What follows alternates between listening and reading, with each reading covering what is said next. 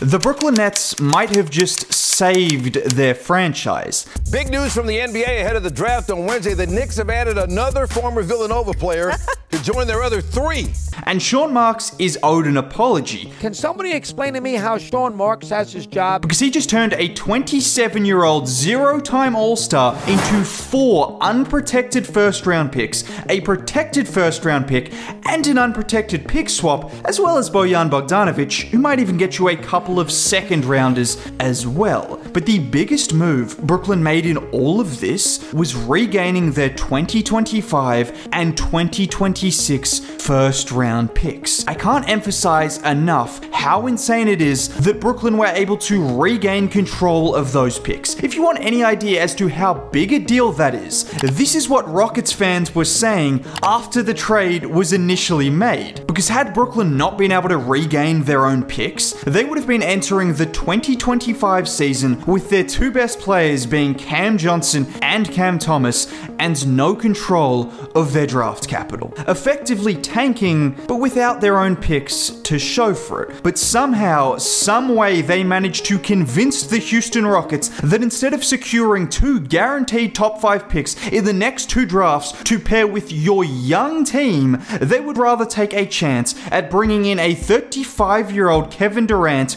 to pair with, Fred VanVleet and Dillon Brooks. Because if you can't win with Bradley Beal and Devin Booker, Fred VanVleet and Dillon Brooks are going to be so much different. But anyways, the Brooklyn Nets now have a chance at not just any top-end draft pick, a player in Cooper Flagg who is a truly elite prospect. And not just Cooper Flagg either. It is widely reported that both the 2025 and 2026 draft is considerably stronger than this year's draft. Look at the 2025 draft, which is loaded. There is real star power in next year's draft. The Nets have 4 first-round picks potentially in that draft, which makes Sean Marks' decision to try and compete this season before eventually blowing it up heading into next year look considerably better than it once did. And we need to take a step back and realize what the Nets have now gotten for Kevin Durant. In total, the Nets have received 4 first-round picks and a pick swap from Phoenix for KD, some of which were then swapped back with Houston to go along with 4 more unprotected first-round picks and a pick swap for Mikal Bridges. I don't know if I'm ever going to get my head around that deal, with Cam Johnson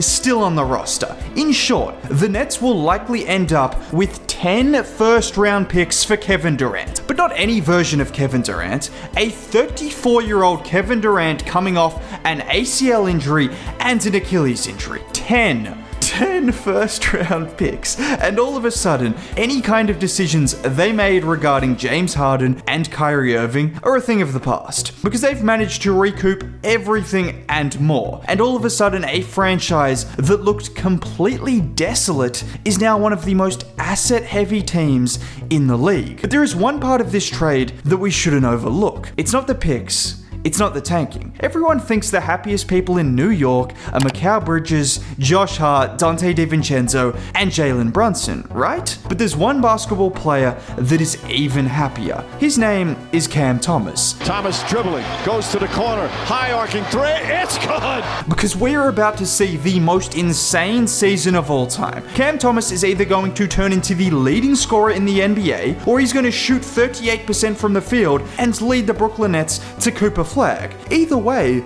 it's going to be fun to watch. And just for an idea as to how irrationally confident he is, this is rookie Cam Thomas talking about him as a rookie versus Kevin Durant. I think I'm a better scorer than him at my age than he was, and he doesn't believe that. He never wants to play me one-on-one, so because we played one-on-one, shoot around one time, post-ups, I beat him.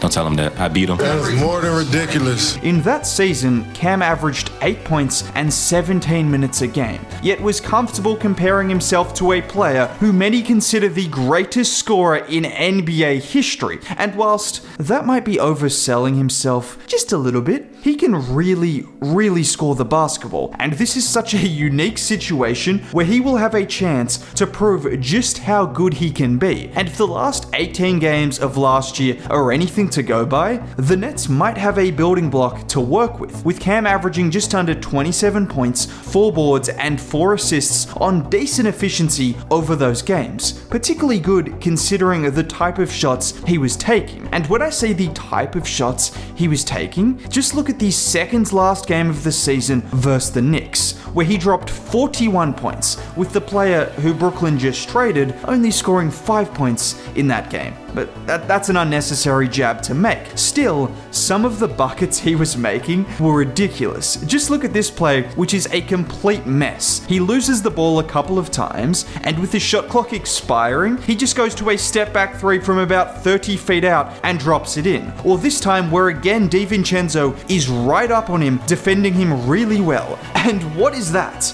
An underhand hook shot off the wrong foot with a defender draped all over him. Or how about this time in transition, with the shot clock just starting, he thinks about pulling the 3, hesitates for a second before pulling it and banking it in.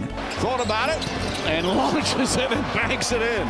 And those shots might not be the most convincing because they are head scratchers to say the least, but he is genuinely a very good scorer. Like watch him here hit Dante with the in and out before freezing him with the fake handoff and then floating it in over Sims, or him navigating the screen this time using the escape dribble to create some separation from Robinson, and look at the arc on the midi. This is what you get from Cam Thomas. You are going to see some shots that almost no one in NBA history would have the confidence or audacity to even try, let alone pull off. Thomas dribbling, goes to the corner, high arcing 3, it's good! But in that mix of wild shot selection is someone who is good at navigating screens in the pick and roll and pulling up from 2-point range or 3-point range, as well as getting downhill and to the rim, either finishing or drawing contact. All of the necessary skills to be a very good NBA scorer. The only thing stopping him from getting that green light on a better team is more to do with his decision making both as a passer